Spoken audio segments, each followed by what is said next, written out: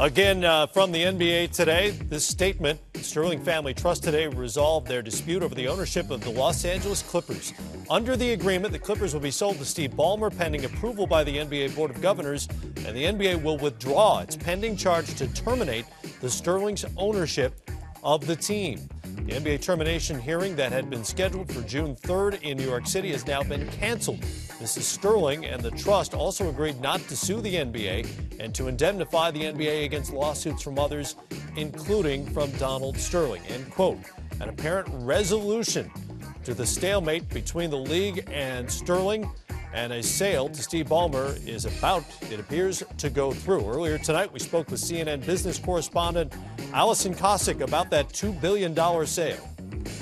Well, I mean, you ask just about any analyst at this point, and many are going to say that Steve Ballmer is looking to pay, this $2 billion way over what he really should be paying. But you also have to look at it this way. It may not be as crazy as it sounds. There is some sort of glamour to this that he may be after, and some may say that it's a vanity buy because, this is a guy who wants to really own a team. This isn't the first time he's wanted to. He tried with the Sacramento Kings.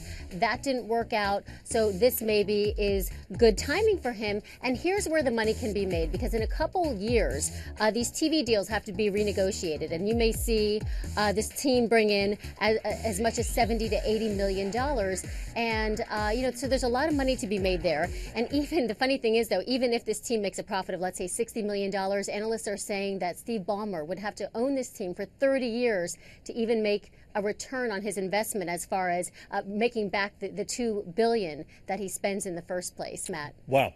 Other owners, meanwhile, looking in on this deal, must be licking their chops right now. When the next team goes up for sale, will this be a case of rising tide lifting all boats, or will prospective buyers view the Clippers sale as an anomaly when they're thinking of making their offers? Funny you should mention that. You think about who he kicked out: Oprah Winfrey, David Geffen. They're out. Steve Ballmer is in, which is kind of interesting. And today, just today in the market, you look at Madison Square Garden. Shares jumped 3%. Part of the reason why is you have to remember Madison Square Garden owns the Knicks, owns the Rangers, and the thinking is that if Steve Ballmer can go ahead and spend $2 billion and actually go ahead and get this deal to go through, that could certainly raise the valuation on these New York teams. So we did see investors even buying into MSG shares today just based on that fact. Interesting. Ballmer is one of the few people on the planet who probably has $2 billion he can part with. If the sale eventually goes through, logistically, what are we talking about? How much would he likely spend in cash? That I don't know. One thing to keep in mind, though, this guy's worth more than $20 billion.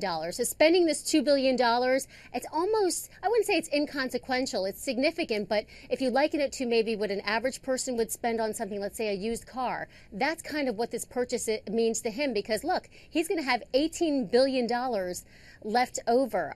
I think a lot of this is what he wants is to just own this team and to be on the sidelines and bring some of his energy that he brought to Microsoft. Remember, he was the CEO of Microsoft. He left Microsoft in February, and he was this sort of oversized personality, nerdy but sassy, and he would jump on the stage and get the crowd going during his presentations and his conferences that he had with his team.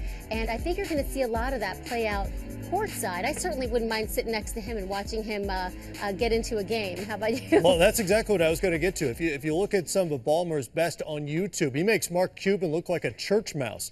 If this deal goes down, what kind of a character is the league and Los Angeles Clippers fans getting exactly?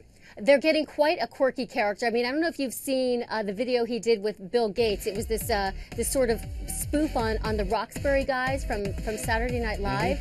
It plays to the 90s song "Baby Don't Hurt Me," and they're kind of doing the whole head thing. And I don't know if we're running the video, but you can see he's the one in the red suit. He's really getting into it. It's kind of surprising for a guy who's really been so corporate. But we're certainly going to see his personality, I think, if this deal goes through, personality play out on courtside.